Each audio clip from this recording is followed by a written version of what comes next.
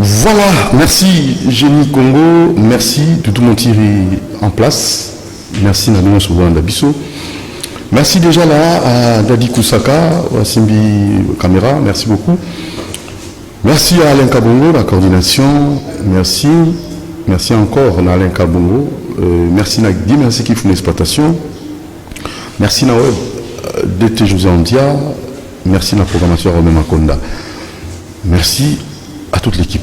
Alors, Doudou Montiri remercie sincèrement, Baza toujours fidèle à rendez-vous Oyo, mais nous allons commencer cette émission dans la rubrique Kaliboso, donc souhaiter un heureux anniversaire, et je m'en vais déjà souhaiter un heureux anniversaire à Tony Coco, notre confrère, il est notre porte-parole dans Katia, Union des chroniqueurs culturels du Congo, ICCC, merci, donc que Dieu vous bénisse. Là, c'est Niklet Ngala, Niklet Ngala, qui fête son anniversaire aujourd'hui. C'est une grande dame, et voilà, donc qui aujourd'hui loue l'Éternel pour cette année, une année qui s'ajoute dans sa vie. Que la sagesse, l'intelligence puisse l'accompagner et tenez aussi comme ça à remercier ses parents et pourquoi pas aussi son père spirituel, Niklet Mala Nikiboué. Et elle est très très joyeuse, très très souriante aujourd'hui et elle va aussi recevoir ses invités pour une soirée dansante, mais à 21h. Ça prendra fin. Donc, Niklet, tenez là à vous dire merci. Merci pour ses frères et sœurs, amis, copines. Niklet vous aime beaucoup. Et cette année, ça sera une année différente, une année de progrès, de succès, une année qui s'ajoute. Ça sera vraiment une année de gloire en gloire. Encore, joyeux anniversaire à Niklet. Voilà. Pour les intimes, Nikiboué, souhait venant de la part de Natacha Mbenza, qui vous aime beaucoup. Ça n'est fini, elle est là, donc la charmante Niklet Ngala, qui est très très souriante. Il y a dans la candidature à Sidikarate. Deuxième rubrique, sujet du jour. On va rapidement faire un tour du côté de la régie pour recevoir notre invité du jour. C'est parti.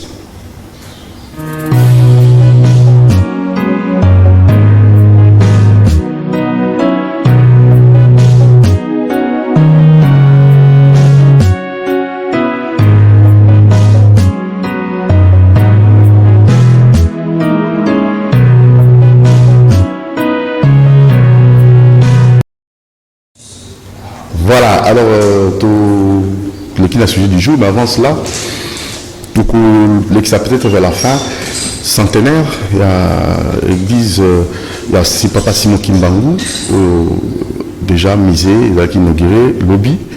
Alors lobby le 6 c'est commis jour férié payant, donc le 6 avril, et en tout cas, vous allez comme ça, parce que et te souhaiter encore bon anniversaire encore dans la bande de Konabiso pour la centenaire de Papa Simon Kimbangu. Pour que le bilingue, le temps peut-être vers la fin, vous aurez un extrait. Il y a un centenaire où une décoration de Dikoussara pour permettre à OP Sabiso tous les qui s'appellent en beaux images, idées, les kaki. Je crois dans mon coton. On a mon coton. Allez, tu as mis de Konabiso, tu as cette pour la bilingue. En tout cas, le sur la mingi, le jeunesse. Tu as mis un génie, au lelo à orienter jeunesse pour lobby à bilingue na malamu. Et je crois que Tani Londo, à 5 sur 5, maman Marceline, à 5 sur 5, na Eric Kedi, à vraiment 5 sur 5. Alors, bonjour, très cher frère Boni. Bonjour, na moni micro za musique na yo au pousse un micro pembeni na yo ben voilà au fan na voilà très bien maintenant on se présenter ba tout bazolanda yo ba yo Kombo na ngai ezali frère Moshe pour Mangala Malam nazali prédicateur na église primitive en particulier la Conquango et croyant le message du temps de la fin. Mon pasteur c'est le pasteur Pierre Casta Sambaka aussi beau outi donc na Congo na Bandundu. Oui, auparavant ils allaient province Moko. La Kabulisiko. Étant Kabuliango, quoi on peut comiter province de province. Nabi. Mais boza banan. Pardon. Boza batwa nous ngala té Congo na Bandundu. Oui, quoi on a batwa Bandundu, mais en particulier Baya. Boza muyaka yo. Non, madame muyaka tenga tindeli na katre ya musala ya. Oui, comme c'est le boy bon bon. Pardon. Le boy bon bon na bingo muyaka boy. Non, papa na madame muyaka té. Maman ka muyaka té. Maman n'a pas de muyaka. Donc ça veut dire au boy qui muyaka maman. Oui, bon. Fallait que muyaka na muyaka pour maman ça. Moi là dans côté paternel. Na otumbula. Dans côté maternel. Bayaka pe papa. Pardon. Bazaka patriarcat non bayaka. Oui, bataban de tout bazaba matriarcat tout comme bataba Congo. Bazaba matriarcat. Patriarcat hein? Non non non, bazaba patriarcat. Na pour la nga oza muyaka. Non, donc voilà qu'on a eu. C'est ça. Non, c'est pour un peu amuser, hein, donc la galerie. Alors, tout le monde va vraiment moquer toujours de la bilingue lélo. Bilingue na biso. Avenir il y a bilingue. Nini bilingue ba koki se retrouver lobby. Oui, relève à lobby jeunesse. Babi relève Yalelo. La jeunesse, les relève, se prépare. En fait, la jeunesse, les relève Yalobité, Yalelo. Maloki mingi bino baike obozali kozala na contact na bilingue. O mengala ko numéro biso problème o jeunesse alelo ozali kokutana. Oui, merci. Donc c'est vrai. Jeunesse, c'est avenir et lobby. Parce que avenir, il y a le lobby, les lobby, nous allons au travail. Mais lobby, les alliés, jeunes, aux hommes, le lobby, bana baza 5 ans, 10 ans, 11 ans, 20 ans, même jusqu'à 30 ans. Donc, on doit avoir un lobby. On doit avoir responsable de lobby. Alors, le problème, c'est pas jeune, le problème, c'est élevé. Jeune par exemple, pour manquer misala et osala. Jeune par exemple, na temps où tu commis, bakomi belé bakomi voyou, et belé bakomi bandi, et belé bakomi surtout décalé et commis nous le loup sous. Décalé. Décalé, DJ. Jeune musala, jeune mipesi qui DJ. Surtout dans le Kouango, tout ça ne va pas comme ça. Musique DJ. Ça ne va pas. Au moins, les jeunes donc salité, bêtise, donc ça ne va pas. Alors, le problème, surtout, ils ont énuméré parmi les jeunes, il faut solutionner ça. Anthony, tu fais une parenthèse. Si vous avez autant besoin de musique, il y a un DJ. Ah, après, il y a un qu'est-ce qu'il gagne nango babeta ba concert ba kotsa ba futa ba concert payant na habité ba gagner ni tous ali kozangelo sala ne comme si bango un peu distrait ba gagner le hôtel par exemple on a à côté d'un studio à refuta par exemple $50 ou $30 quelque chose comme ça à Betinzi voilà et vous ka c'est man avenir na bango soit na quartier na bango après na sima ba to yebi ka ke yenta yema kinzi mointel. Et nzembo yango pe na kati kuna baluluba toujours ba bêtise ya osakate azo gagner loko moko te pe après avoir koyeba ba nzembo wana la plupart babanda toujours comme la diam masanga ainsi de suite na pona même gouvernement oui ko supprimer ba nzembo modela bon oko supprimer on pour se pas supprimer ba nzembo wana ndezo ko influencer ba jeune ebele ba vraiment ba voyou na ba bandi. DJ na tout il faut baza ba ya ko kanga la musique ba DJ oh ba bêtise ba longola ngo pour fa supprimer ba longola pourquoi pas ba longola pe ka ba DJ même ba musicien sous ba zoyemba la télévision boyebi ba très bien ba bêtise ya osaka na te na oui boye énumérer quelques-uns peut-être boyebi très bien ba zoyemba ba bêtise banzembo ka banzembo par exemple ba Franco banzembo ba Pepe Calé et banzembo moko zo pesa conseil ndeti na ka nzembo mo bondo tchana CCTV imokumbi yebaka ndenge nyozo tambola et piéton peut faut bander au tambola ozo banzembo zo pesa conseil osambela nzambo te mais quand même nous en a conseil mais le lozo ka kutazo imba nzembo donc sima ekoli quelque chose comme ça hein qu'est-ce qu'il veut il veut apprendre aux jeunes qu'est-ce qu'il veut apprendre aux jeunes alors la meilleure chose à faire bah bleu ça pour éduquer population il faut supprimer supprimer ça veut dire que longola monde union surtout ça veut dire que condamner même bateau bateau ça bloque ko tshaba na prison bah c'est moi bon na no mona que na époque il y a président la biso ya kala ou a uté ko leka Kabila na monde même na télévision ministre mo ba lancer ka bazo kanga ba nzimbo zanga mutuna makolo bazo kanga yango mais le lot na éviter liberté etikali donc tout et jeunesse zo la détruire na pona baso ba nani ba konzi bazo landa biso na kosenga na bango eteke parmi les éléments où ils ont détruit jeunesse ils ont banzembo ki DJ wana et bela ba jeune bazo sami salate au monde seulement zana seulement ko seulement banzembo ba DJ a kozwango pe mbongo pété et kosukisa akomi ko tshaba lox na mutu et kosukisa akomi ko mela ba diapa et kosukisa akomi ko sala de kiri par-ci par-là il y a vraiment une solution madame il faut bato balanda de Bible ezali want to la solution wana okay mingi na musique ya ba DJ oui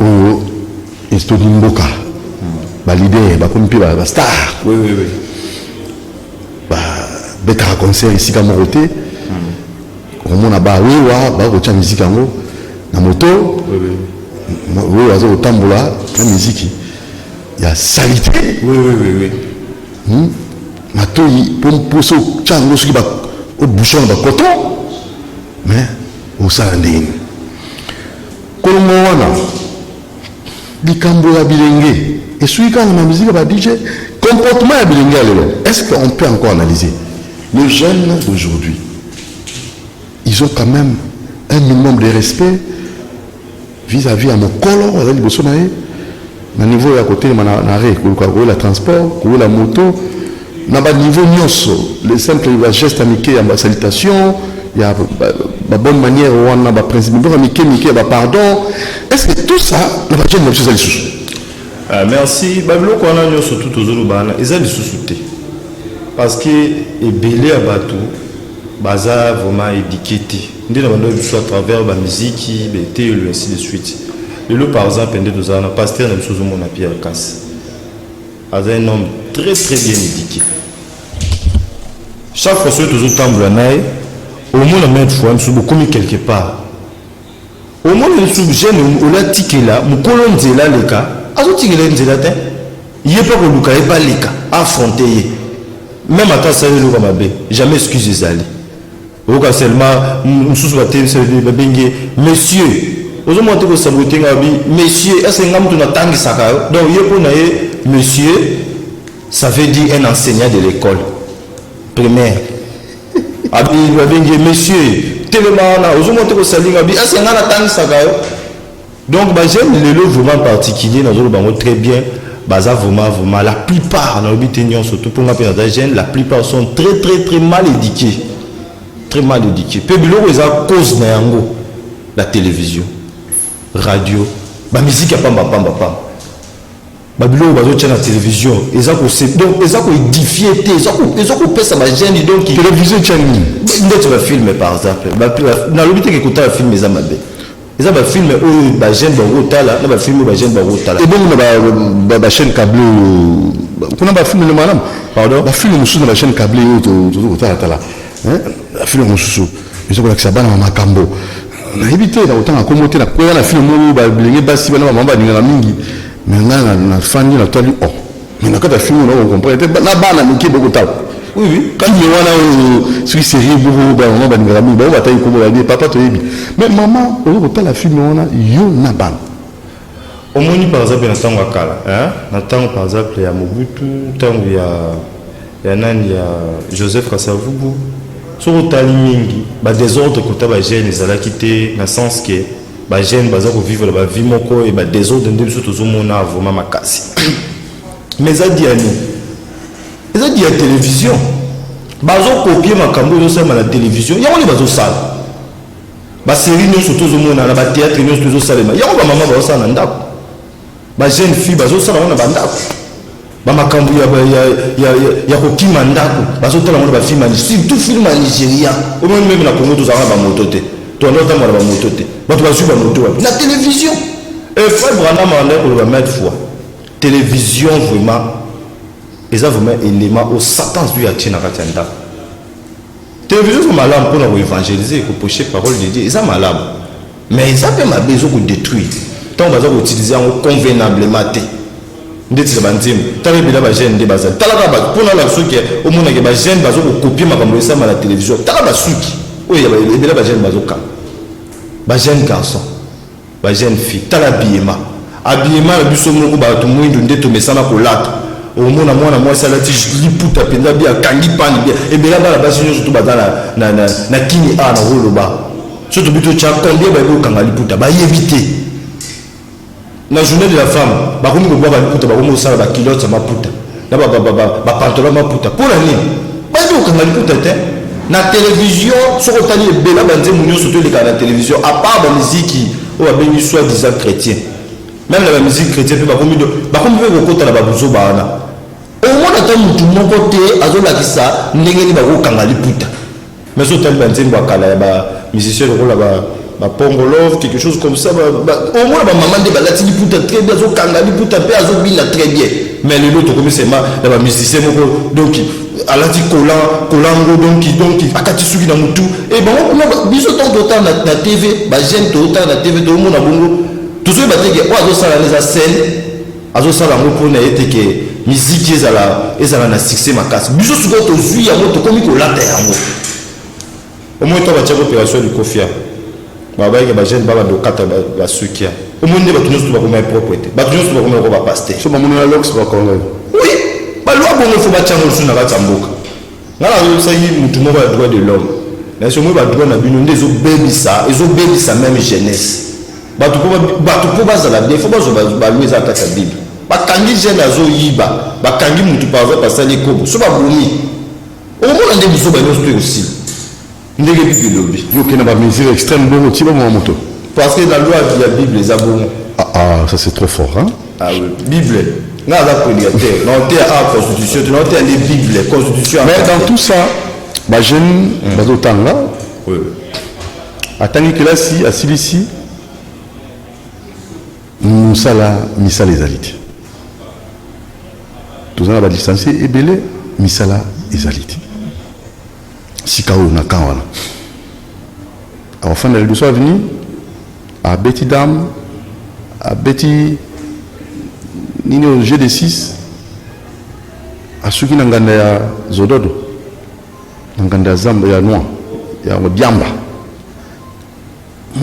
misala bilenge ezali te. Bon, merci na mutuno tuninga eza malamu. Soki par exemple muta 6 classe eteke musala eza te bible lobi ya kati ya bible. Nzamba ebisaki mutu. Raison pour laquelle Nzamba asalaki mutu. C'est pour cultiver le sol. Asa bilanga. Asa bilanga. Mobali fa sala bilanga.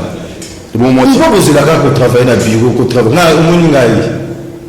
Attends nous omona ngaki na prédicateur, na zo tel banza. Na asa bilanga na mais na makasi na bilanga te na engagé bato basalaka na bilanga mpo nazwaka mbongo e nazozwa mbongo ozomona nde nazali mais na 6 mpe classe natangi mpe quand même moi ata nefisikateur ya moki nasali na humanité oui nasali biochimie na kinkoli na bopore bomoto natangi wana mais mosala eza nango te nazwi nanga mosala te peut-être yo bilanga ngo ozwi yango ndeni moto wana espace wana akozwa yango ofele mpo ameka kosala bilanga na ye esenga espace encore aux angles. Mais la loi dit, on appelle ça quelque chose, par exemple, on a vie moins cher avec 10 000 francs, 20 000 francs euros espace. Au sein de qui moi, à l'occasion de la Mboga. Mais c'est la mentalité.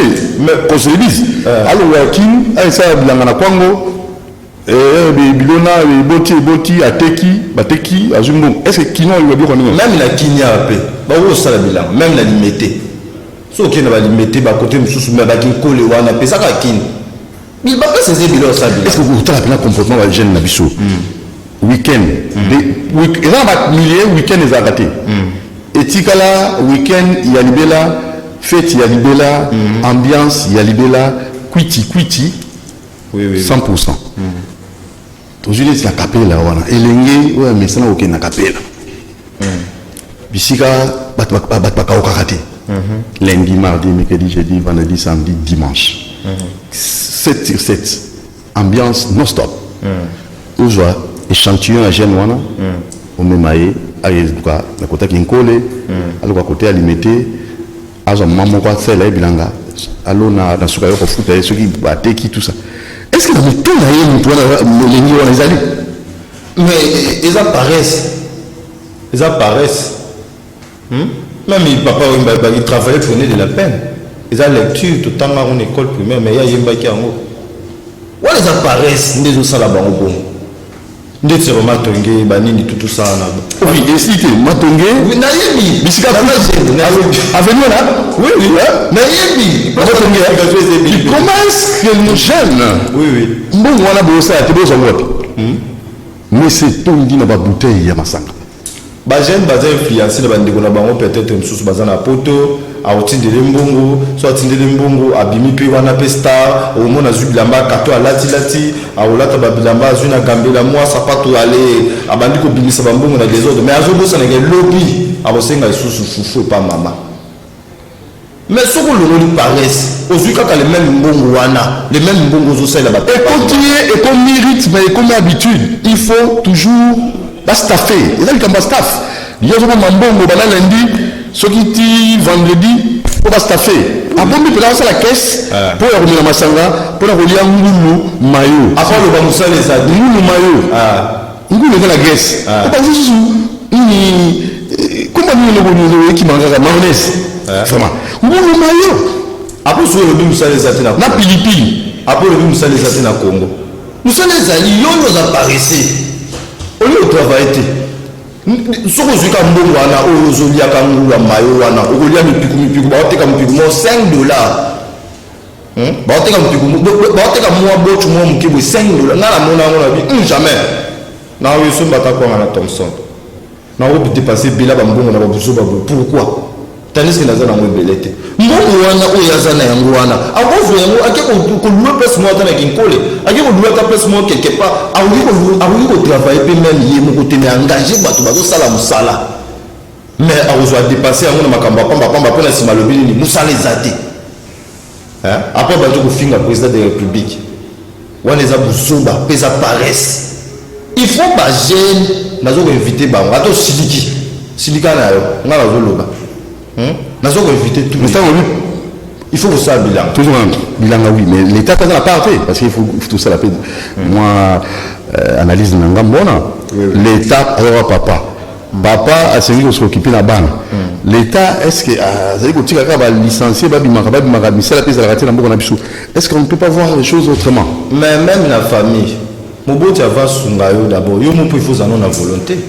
Soy moi na par exemple papa taza na mbongo belende soy moi par exemple que papa nga na sa maçonnerie na sa la maçonnerie naza na aspira kaminga musala abandi mo mke na ye donc na intelligence na mke mo ko soutenir après mo konzambo ka biso tambola ba mboka par-ci par-là ba debi bazo kende ko senga mbongo atoke ko senga mbongo atoke ko négocier afin que d'investir ba na mboka aw lelo ka mbamo lingika misale ya subo tout ça nombre bateau va travailler.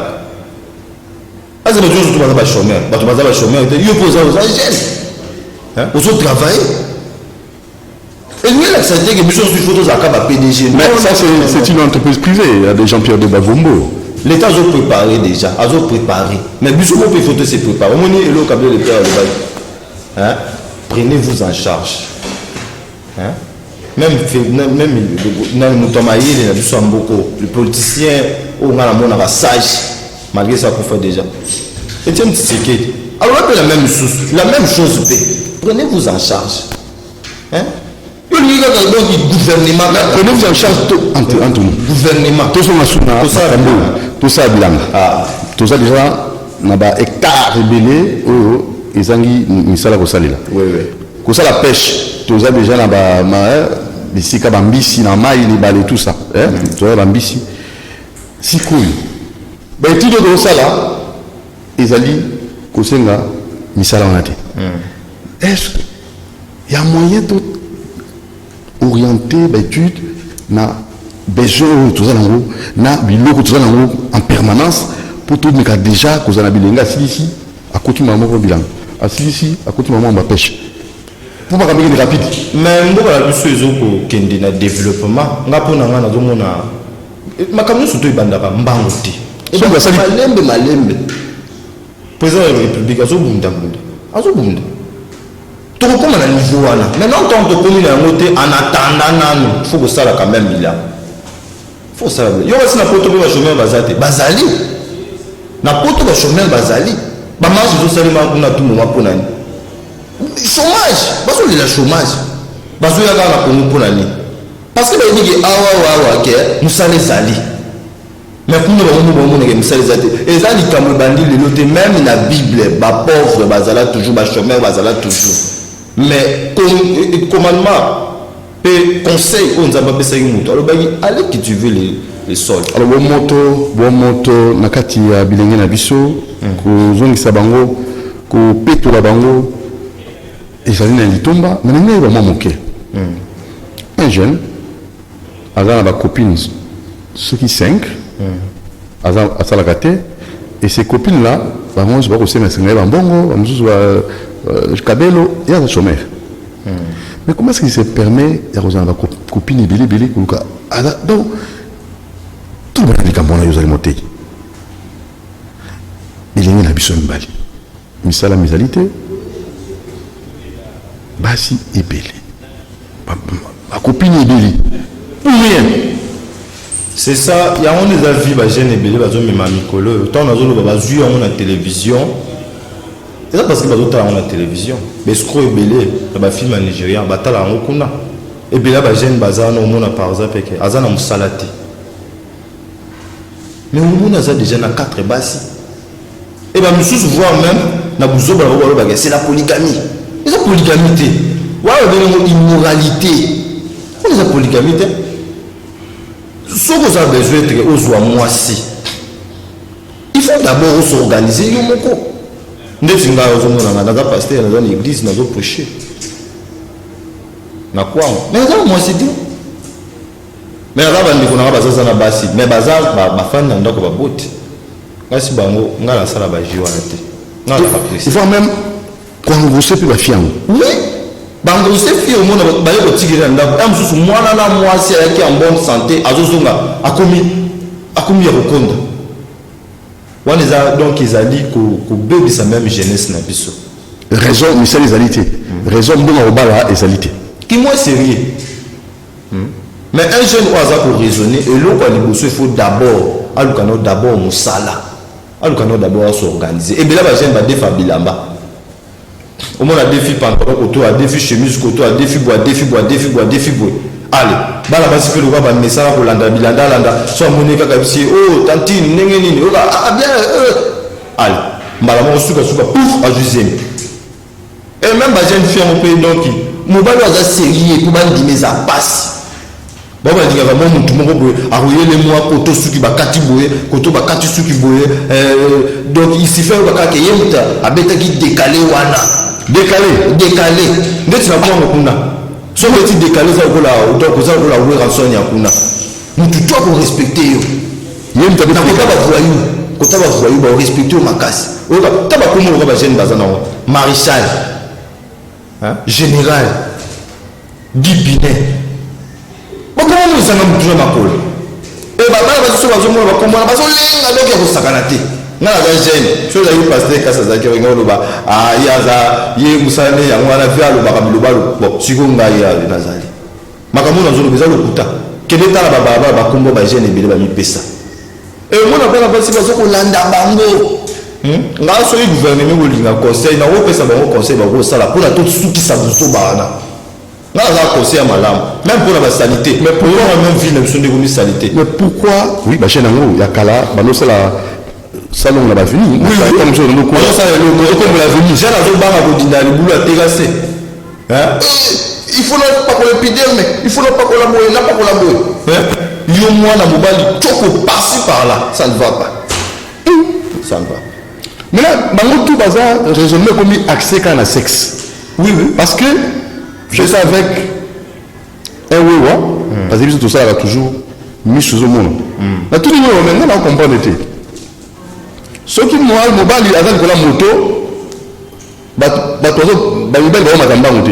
mais si on monte la moto, moi, ça m'a-t-il. Mais il va la moto là. Il dit, comment est-ce que tu vas comment à un niveau là? Alors, la moto pour moi, si Azali, Nicolas Moto, je vais vieux, à trouver la mission. Oui, biso ta moto, tu es là, comme moi, si on a moto, sur mon matin, on va m'emballer. Mais vraiment, moi, si pourtant, moi, si, il va rien dans ma matin, si moi, si. Voilà un peu, les motos à commis, qu'au fan du Samakanis, n'a qu'un sexe. Oui, oui. Moto, moi, si, on va rien mal à matin, si. Par contre, la base de tout. Ce qui moi, c'est mon moto, ça, mon bali. Nous allons matin, on va monter. On est tout là. Mais nous sommes où maintenant là? Mais la base de tout est la télévision, les réseaux sociaux, Facebook. Au lieu d'attendre quand la pote a fait, mais pour nous faire, ça y passe.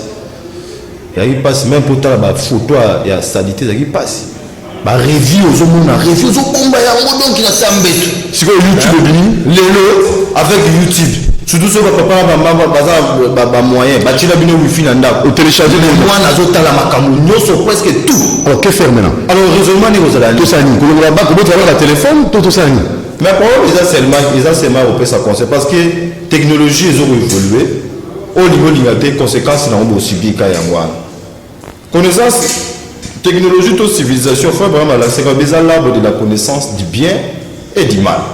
Ils ont bien le sens que tous les gens ils ont poussé sur la recherche. Et si quand ils ont détruit les psychopathes. Et si quand on a la connaissance du bien et du mal, à quel pas pasteur j'étais avec une dame hier là, en États-Unis, tu as Alain Kabongo, pasteur de Sambelaye a posé le mot qu'on a bassin naïe. Donc oui, après ma cassi, élévation joyeux. Tu as prié, na c'est maman bateau. Tant que voici ici. Maman a tourné, ah pasteur, ma semble de ligne prière, n'a pas ça, n'a pas habité l'esprit de guide n'a posé le bon place. Un aventurier. Oui, oui. Qu'on se le dise. Moi, on a besoin connaissance du bien et du mal, et pas un âne.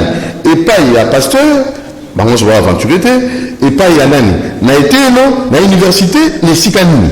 Oh, partout, tout le monde a commis, les sicanines, ça se battent. Oui, bah toi nous avons un pasteur ou un faux pasteur. Dans ma camion surtout il y a toujours les vrais et les faux. Même dans les enseignants ou batang sarabiso, ils ont des enseignants malades, des enseignants mabé.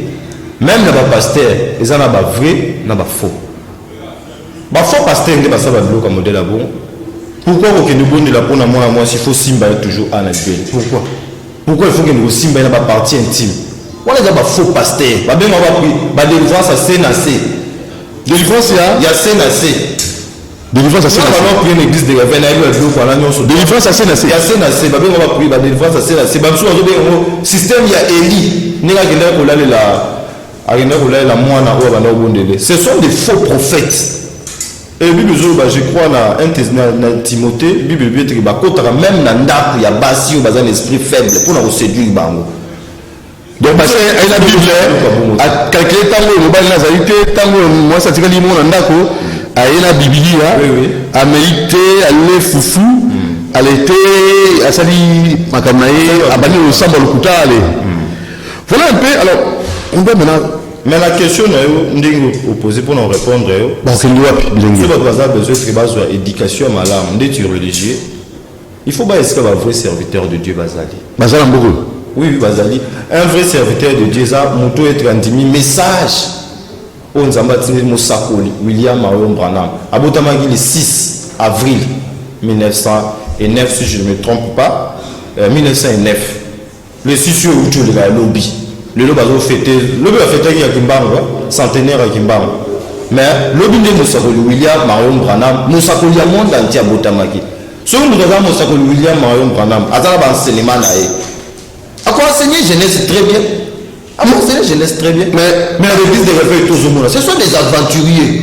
Oh, ne dis pas ça. Au monde, na ba chorale wa l'église de réveil wana bana basi bele bazo so bazé na chorale oui bana basi bele bazo so bazé au moins ba fête ba ki retraite des années na moko même jeune moko témoigner na le frère to lali na kati ya retraite na kati ya jeune na kati ya butu na zo bisa yo deke to lambi na kati ya butu to mona boy oya kangamina oyo eza na retraite té. Si on dit par exemple, papa, ton maman, moi, on a toujours ma retraite. Oh, toke choral, toke zamba. Hier, quand on s'est dit, moi, si mobile, to moi, si kuna. Toke zamba. Maman, la balle, avec zamba. Oui. Na zamba na zamba. Bablo, on les a encadrés, masse, il y a jeune. Biso jeunesse, la biso détruit. Alors, on va pédé, on va commis, ou ça, n'importe quoi. Pourquoi j'ai mis ça là? Pourquoi j'ai mis ça là? Oui, oui. Bazo, on copie toujours dans la télévision. Bazo, copie dans la télévision. Bilo, on a surtout dans Kalezari Bongoti. Alors, comment vous contacter pour donner un souka? Bien que tu vas donner l'amour semaine prochaine, numéro de téléphone, et adresse église. Les derniers mots, on a repris ça, sur le permettre d'attendre l'écriture dans la Bible, attaquer obligataire, on a retenu l'écriture dans la Bible, dans le livre Ecclésiaste, chapitre 11, verset 9. Jeune homme, réjouis-toi dans ton adolescence, que ton cœur soit en fête au jour de ta jeunesse. Suis donc les élans de ton cœur et tout ce qui te fait plaisir. Mais n'oublie pas que Dieu te demandera compte de tout ce que tu fais. Bannis le chagrin de ton cœur, écarte la souffrance, car la jeunesse comme l'horreur passe bien vite. Dans verset 12, tiens compte de ton Créateur au temps de ta jeunesse, avant qu'il ne t'advienne les jours mauvais et avant qu'il ne viennent les années dont tu diras je ne prends pas plaisir. Conseil, je n'ai rien ajouté ici et rien à retrancher. Donc, si vous avez besoin de autant de malam, vous avez la gêne malam, vous avez la gêne qualité. L'époque où tous les gens sont mauvais. Et Seigneur dit que tant que nous avons ensemble. Et au monde, vous allez bien. Numéro de votre téléphone, c'est 082 65 86 428. Et je pense que celui peut-être Nzamba Lingi, peut-être un sous que Naroki, peut-être que vous allez peut-être été dans la semaine, on a rose, n'est pas dans la pont. Je crois avant vendredi déjà dans rose. Ah, au jour, rose, on a la quinto, ben ça. Merci beaucoup. C'est ça. Nabato Landio. Oui, oui. Merci. Nzamba Azalokum. N'a pas remercier Bangonios tout. Donc, très bien. Tout le temps, bon, on ensemble. Musique avec DJ. C'est ça. Bifilé, Keba. Alors, merci. Centenaire. Papa Simon Kimba, on a mon coton. Suivons ça.